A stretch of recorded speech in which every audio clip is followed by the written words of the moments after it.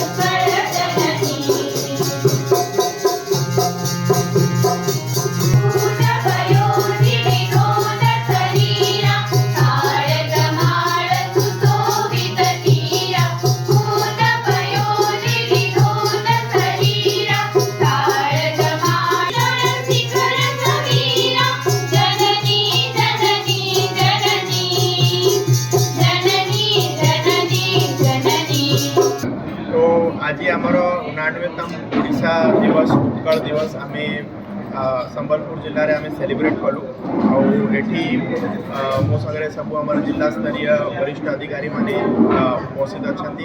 Collectorate कर्मचारी माने आज हम समस्त मिसिक सेलिब्रेट कलु। मोर मेसेज एतिक रही कि आमर ओडिया आइडेंटिटी आमर कल्चर आमर रिच ट्रेडिशंस को आम केमती आम नर्चर करवा आम केमती आग को नेबा आम केमती तार प्राइड फील करवा। तो से आमको बहुत सारा स्टेप्स ने पड़ो आमको से गर्व फील करने पड़ो आउ सब आमर जो यंग पीढ़ी अच्छा कहबी कि feel proud about your Odia identity your culture your language and different great things that are there in our state and at the last समस्त को बहुत बहुत शुभेच्छा जनाऊँ आज दिवस सर वो अन्य स्टेट मानकर कला संस्कृति कला संस्कृति सब देखी केमती देखुंट ओवरऑल तो यहाँ देखुची जे ओडिशा गोटे ही एमती राज्य पूरा भारत वर्ष जो आपन देखूँ कि